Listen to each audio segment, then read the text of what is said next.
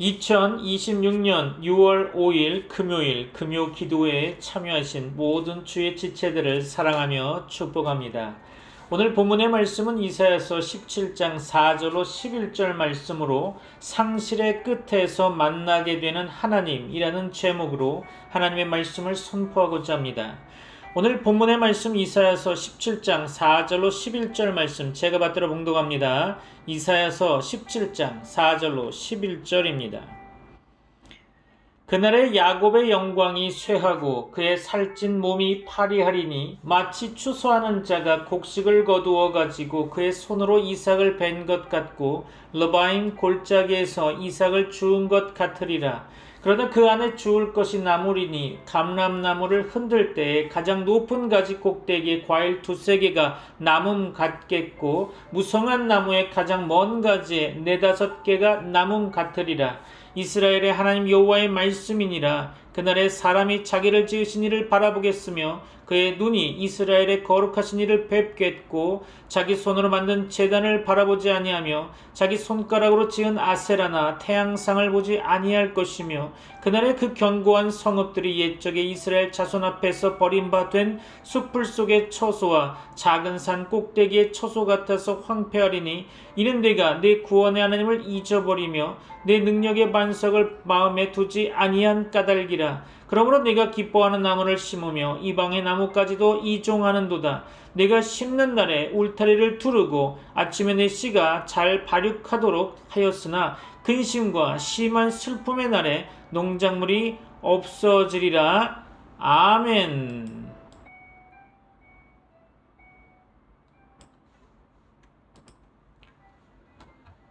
우리는 살아가면서 수많은 상실을 경험하게 됩니다. 어떤 사람은 건강을 잃어버리는 경험을 하고요. 어떤 사람은 물질의 상실을 경험하게 되죠. 또한 어떤 사람은 사랑하는 사람을 잃게 되는 아픔을 경험하게 됩니다. 또한 어떤 이들은 명예를 잃고 인간관계를 잃으며 꿈을 잃기도 하죠. 그리고 때로는 자신들이 붙들고 있던 신앙의 확신마저 흔들리는 순간을 만나기도 합니다. 상실은 누구도 원하지 않을 것입니다. 그렇죠? 우리는 무언가 좋은 것을 얻기 원하고 소중한 것을 잃게 될까봐 두려워하기도 합니다. 재산을 쌓아가기 원하지 재산이 상실되는 것을 원하지 않겠죠. 성공을 원하고 실패를 원하지 않습니다. 그렇죠? 그런데 우리의 인생은 이상하게도 어둠보다 이름을 통해서 더 깊은 진리를 배우게 되는 것 같습니다. 사실 하나님께서 사용하시는 가장 강력한 교육의 도구 가운데 하나가 바로 상실이 아닐까 생각해 봅니다. 우리는 성경을 읽다가 그 놀라운 진리를 발견하고 나죠. 아브라함은 본토, 친척, 그리고 아버지 집을 떠나서 상실을 경험했습니다. 야곱은 20년 동안 타향살이를 하며 수많은 것을 잃어버리게 되죠. 요셉은 가정과 자유를 잃어버렸습니다. 욥은 하루아침에 자녀와 재산 그리고 건강을 잃어버리게 되었죠. 다윗은 왕이 되기 전에 오랜 세월 도망자의 삶을 살아가야만 했습니다. 놀라운 것은 하나님께서 그들을 사용하시기 전에 먼저 그들이 의지하던 것들을 흔드셨다는 사실입니다. 왜 그러셨을까요? 인간은 너무 쉽게 하나님보다 하나님이 주신 선물을 사랑하게 됩니다. 하나님보다 건강을 더 신뢰하고 하나님보다 돈을 더 의지하며 하나님보다 사람을 더 붙들고 하나님보다 자신의 능력을 더 믿게 되죠. 그래서 하나님은 때로 우리가 붙들고 있는 것을 내려놓게 하심으로써 비로소 하나님만 바라보고 하나님만 의지하게 만드십니다. 우리는 상실을 저주라고 생각하지만 하나님은 상실을 통해 우리를 회복시키십니다. 그렇죠? 영국의 설교자였던 찰스 버전 목사님은 이런 말을 남겼죠. 하나님께서는 우리가 우상을 버리지 않을 때 그 우상을 제거하심으로 말미암아 우리를 구원하신다. 그렇습니다. 참으로 의미 있는 말이죠. 우리가 내려놓지 못하면 하나님께서 흔드십니다. 우리가 비우지 못하면 하나님께서 비우실 것입니다. 우리가 하나님보다 더 사랑하는 것이 있다면 하나님께서 그것을 무너뜨릴 것입니다. 그런데 우리는 그것을 이해하지 못해서 날마다 하나님께 원망과 불평을 하게 되죠. 왜 내게 이런 일이 일어나게 하십니까? 왜 내가 쌓아온 것이 무너지는 것을 바라보게 하십니까? 왜 내가 기도했는데도 지키지 못해 잃어버리게 만드십니까? 그렇게 우리는 하나님께 부르짖어 봅니다. 주님, 왜입니까? 그렇죠? 오늘 본문도 바로 그런 질문이 필요한 시대를 향해서 주어진 말씀으로 보여집니다. 이사야 17장은 북이스라엘과 아람을 향한 하나님의 심판을 선포하고 있죠. 당시 북이스라엘은 하나님을 의지하지 않았습니다. 그들은 하나님보다 강대국을 더 의지했죠. 하나님보다 군사력을 의지했던 것입니다. 하나님보다 외교 정책을 의지했죠. 눈에 보이는 힘을 붙들었고 눈에 보이지 않는 하나님을 잊어버렸던 것입니다. 그 결과 하나님께서는 그들이 자랑하던 그 모든 것을 무너지게 하십니다. 오늘 본문의 말씀 4절은 이렇게 시작하고 있죠. 그날에 야곱의 영광이 쇠하고 그의 살찐 몸이 파리하리니. 그렇습니다. 야곱의 영광이 사라지게 된다는 거죠. 풍요가 사라지게 됩니다. 강하다고 생각한 것이 약해진다는 것입니다. 자랑이 부끄러움으로 바뀌게 되는 거죠. 이것은 단순한 경제적 손실을 이야기하는 것이 아닙니다. 그들이 의지하던 세계가 무너지는 사건이라는 거죠. 오늘날의 표현으로 말하자면 회사가 무너지는 것이고 사업이 무너지는 것이며 관계가 깨지는 것이고 건강이 무너지는 것이며 계획했던 미래가 사라지는 것입니다. 그렇죠. 그런데 하나님께서는 그 무너짐의 현장 속에서 놀라운 일을 시작하십니다. 본문을 자세히 읽어보면 심판 이야기만 있는 것이 아닙니다. 그렇죠? 상실 가운데 남겨진 자들의 이야기가 나오고 있습니다. 수확이 끝난 밭에 몇 개의 이삭이 남아있는 것처럼, 감람나무를 흔든 뒤에도 몇 개의 열매가 남아있는 것처럼 하나님께서는 완전히 없애버리지 않으시고 남겨두신다는 것입니다. 그리고 그 남겨진 자들이 마침내 하나님을 바라보게 되는 거죠. 본문 7절은 이렇게 말하고 있습니다. 그날에 사람이 자기를 지으신 이를 바라보겠으며 그의 눈이 이스라엘의 거룩하신 이를 뵙겠고. 그렇습니다. 이것이 오늘 말씀의 핵심인 거죠. 모든 것을 잃어버린 후에야 자기를 지으신 하나님을 바라보게 된다는 것입니다. 사람은 이상하게도 풍요로울 때는 하나님을 잊어버리게 되고 부족할 때 되면 하나님을 찾게 되죠. 성공할 때는 자신을 자랑하고 무너질 때는 하나님 앞에 무릎을 꿇게 됩니다. 그래서 하나님은 때로 상실을 통해서 시선을 돌리게 하죠. 사람에게서 하나님께로, 세상에서 하나님께로, 우상에게서 하나님께로, 자신에게서 하나님께로 말입니다. 어쩌면 오늘 이 자리에 있는 우리 가운데도 상실의 시간을 지나고 있는 분들이 있을지 모릅니다. 잃어버린 건강 때문에, 잃어버린 관계 때문에, 잃어버린 사업 때문에, 잃어버린 꿈 때문에 마음이 무거운 분들이 있을 것입니다. 그러나 오늘 본문은 우리에게 한 가지 중요한 사실을 알려주고 있죠. 상실이 끝이 아니라는 것입니다. 하나님께서는 상실의 자리에서 새로운 만남을 준비하십니다. 우리가 붙들던 것이 무너질 때 비로소 하나님을 붙들게 하십니다. 우리가 의지하던 것이 사라질 때 비로소 하나님만이 참된 반석이심을 깨닫게 하십니다. 그래서 오늘 저는 이 말씀을 통해 여러분께 질문을 좀 해보고자 합니다.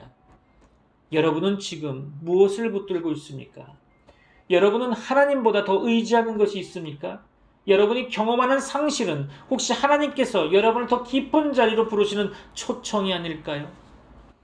오늘 금요 기도회 가운데 성령께서 우리의 마음을 비추시고 상실의 눈물 뒤에 숨겨진 하나님의 뜻을 발견하게 하시기를 바랍니다. 그리고 상실의 끝에서 우리를 기다리고 계신 하나님을 만나게 되시기를 주 예수 그리스도의 이름으로 축원합니다. 이제 본문의 말씀을 자세히 살펴보면서 하나님의 말씀을 상고해 보고자 합니다. 사랑하는 성도 여러분, 오늘 본문은 북이스라엘을 향한 하나님의 심판의 말씀입니다. 그러나 이 심판의 말씀을 자세히 살펴보면 단순히 멸망을 예고하는 말씀이 아니죠. 하나님께서 상실을 통해서 자신의 백성을 하나님께로 돌이키시는 구원의 이야기가 담겨 있는 것입니다. 오늘 본문을 통해 하나님께서 우리에게 말씀하시는 바를 깨달으시기 바랍니다. 첫째로, 하나님은 우리가 의지하는 것을 흔드심으로 말미암아 우리를 깨우신다는 것입니다. 본문 4절 보겠습니다. 그날에 야곱의 영광이 쇠하고 그의 살찐 몸이 파리하리니. 그렇습니다. 여기서 야곱의 영광은 북이스라엘이 누리고 있던 번영과 힘을 의미하는 거겠죠. 당시 북이스라엘은 경제적으로 상당한 번영을 누리고 있었다고 합니다. 그러나 문제는 그 번영이 하나님을 향한 감사로 이어지지 않았다는 거죠. 그들은 하나님을 의지하기보다는 군사력을 의지했고 정치적 동맹을 의지했으며 자신들의 부와 능력을 의지했던 것입니다. 그래서 하나님은 그들이 붙들고 있던 영광을 거두어 가십니다. 5절과 6절에서는 추수 장면이 등장하죠. 본문 5절과 6절 말씀 보도록 하겠습니다. 마치 추수하는 자가 곡식을 거두어 가지고 그의 손으로 이삭을 벤 것 같고 르바임 굴짜기에서 이삭을 주운 것 같으리라. 그러나 그 안에 주울 것이 나무리니 감람나무를 흔들 때에 가장 높은 가지 꼭대기에 과일 2-3개가 남음 같겠고 무성한 나무의 가장 먼 가지에 4-5개가 남음 같으리라. 이스라엘의 하나님 여호와의 말씀이니라. 그렇습니다. 추수꾼이 곡식을 모두 거두어 가고 난 뒤에 몇 개의 이삭만 남아있는 모습을 표현하고 있죠. 또 감람나무를 흔들고 난 뒤 가장 높은 가지에 2-3개의 열매만 남아있는 모습이 표현되고 있습니다. 이것은 심판 이후의 황폐함을 보여주고 있는 거죠. 그러나 동시에 여기엔 중요한 신학적 의미가 담겨 있습니다. 하나님은 완전히 멸절시키지 않으신다는 거죠. 성경 전체를 관통하는 중요한 신학 개념 가운데 하나가 바로 남은 자 사상입니다. 하나님은 언제나 남은 자를 보존하시죠. 노아 홍수 때도 남은 자가 있었습니다. 엘리야 시대에도 바알에게 무릎 꿇지 않은 7,000명을 남겨두셨죠. 바벨론 포로기에도 남은 자를 통해서 하나님은 그 인간의 역사를 이어가셨습니다. 심판 가운데서도 은혜를 남겨두시는 하나님이십니다. 그렇죠? 왜 그러실까요? 하나님의 심판의 목적은 파괴가 아니라 회복이기 때문입니다. 하나님은 심판하시지만 버리지는 않으십니다. 하나님은 징계하시지만 포기하지는 않으십니다. 때로 우리 인생의 어떤 영역이 무너지는 이유도 여기에 있다고 생각해 봅니다. 하나님께서 우리를 미워하시기 때문이 아니라 우리의 시선을 돌리시기 위함이라는 거죠. 우리가 붙들고 있는 것을 흔드심으로 말미암아 하나님만의 참된 의지의 대상임을 깨닫게 하시는 것입니다. 둘째로 상실의 목적은 하나님을 바라보게 하는 것입니다. 이제 본문의 중심으로 들어가 보겠습니다. 오늘 본문의 말씀 가운데 7절 봅니다. 그날에 사람이 자기를 지으신 이를 바라보겠으며 그렇습니다. 이 구절은 오늘 본문의 핵심으로 보여집니다. 심판의 결과가 무엇입니까? 하나님을 바라보게 되는 것이죠. 여기서 바라본다라고 하는 이 말은 단순히 쳐다본다는 의미가 아니겠죠. 히브리어의 의미는 신뢰하다, 의지하다, 소망을 두다라는 뜻을 포함하고 있습니다. 다시 말해서 상실의 결과로 하나님을 의지하게 된다는 것이죠. 그동안은 사람을 의지하고 돈을 의지하며 권력을 의지하기도 하고 경험을 의지하기도 했죠. 그러나 그 모든 것이 무너진 후에 비로소 하나님을 바라보게 된다는 것입니다. 신학적으로 이것은 회개의 목적을 보여주고 있는데요. 성경에서 회개는 단순히 죄를 슬퍼하는 감정이 아닙니다. 회개는 방향을 전환하는 것이죠. 세상을 바라보던 시선을 하나님께로 돌리는 것입니다. 그래서 하나님께서는 때때로 우리의 삶 속에 거룩한 흔들림을 허락하십니다. 왜냐하면 너무 많은 축복이 오히려 하나님을 잊게 만들 수 있기 때문이겠죠. 신명기에서도 하나님은 경고하셨습니다. 네가 배부르고 아름다운 집을 짓고 거주하게 되거든 하나님을 잊어버릴까 조심하라. 그렇습니다. 인간은 풍요 가운데 하나님을 잊어버리게 되고 결핍 가운데 하나님을 찾는 존재라는 거죠. 그래서 하나님은 상실을 통해서 다시 하나님을 보게 하십니다. 본문 8절 말씀이죠. 자기 손으로 만든 제단을 바라보지 아니하며 그렇습니다. 여기서 제단은 우상을 의미하는데요. 이스라엘은 하나님을 버리고 우상을 섬겼습니다.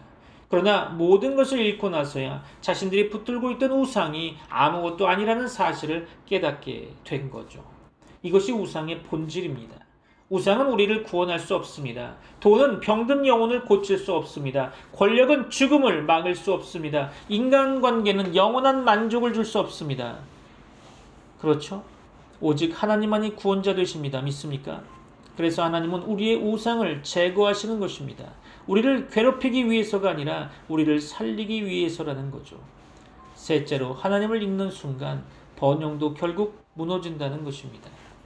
마지막 부분이죠. 9절부터 11절까지는 왜 이런 심판이 임하게 되었는지를 설명하고 있습니다.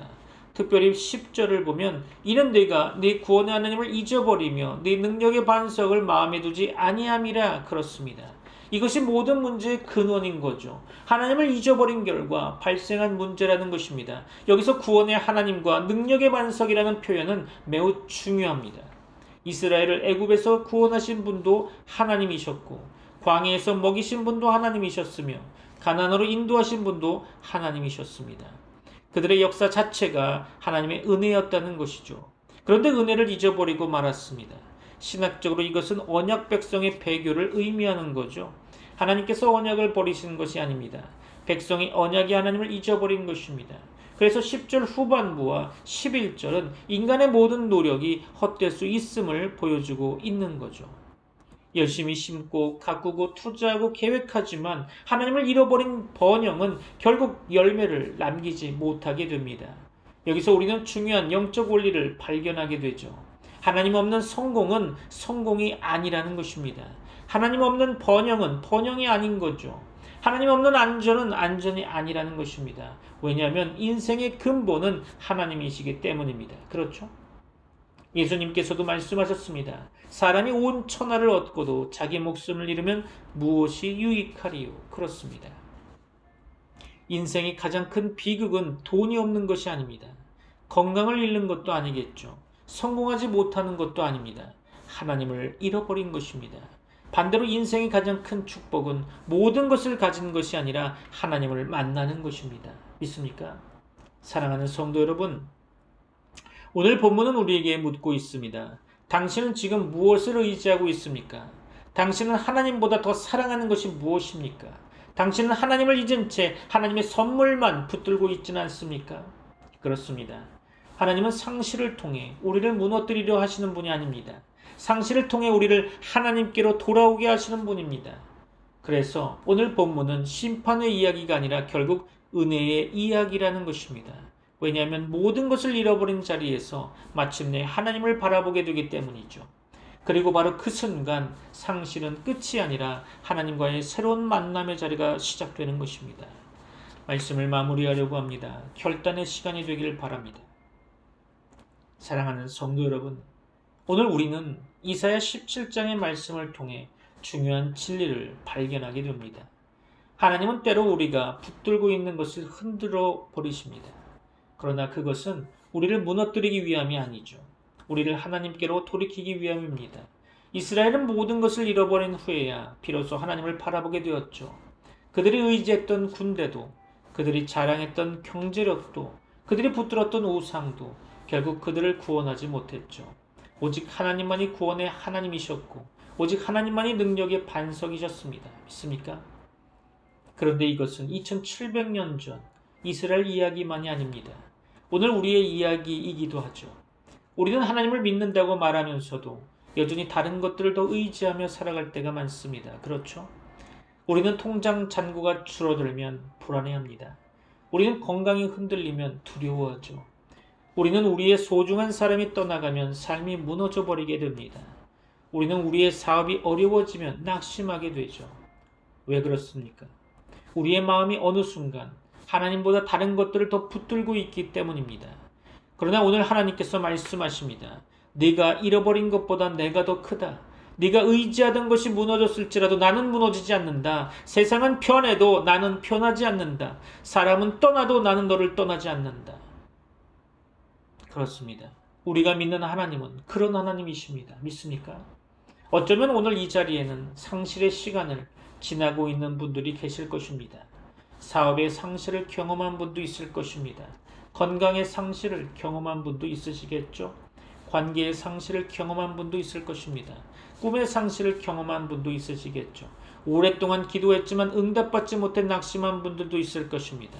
그러나 오늘 말씀은 우리에게 말씀하고 있습니다. 상실이 끝이 아니라는 것입니다. 상실은 하나님께서 일하시는 새로운 시작점이라는 것입니다. 성경을 보면 아브라함은 고향을 잃은 후 믿음의 조상이 되었죠. 요셉은 자유를 잃은 후에 애굽의 총리가 되었습니다. 다윗은 왕궁을 잃어버린 후에 하나님의 마음에 합한 사람이 되었죠. 욥은 모든 것을 잃은 후에 하나님을 더 깊이 알게 되었습니다. 십자가에서 모든 것을 이루신 예수 그리스도께서는 부활의 영광을 이루셨습니다.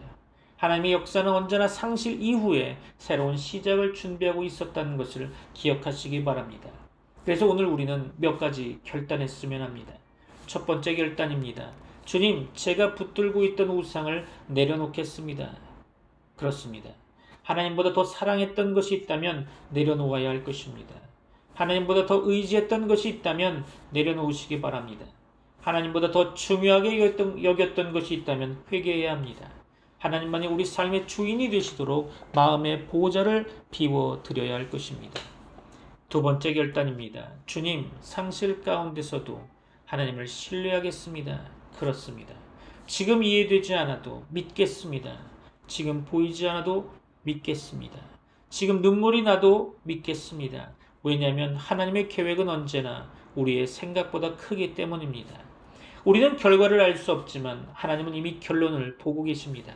우리는 오늘만 보고 있지만 하나님은 영원을 보고 계십니다. 그래서 믿음은 이해한 후에 믿는 것이 아니라 믿음으로 이해하게 되는 것입니다. 그것이 성경에서 말하는 신앙이라는 거죠. 세 번째 결단입니다. 주님, 이제 하나님만 바라보겠습니다. 그렇죠. 오늘 본문의 말씀 7절은 말합니다.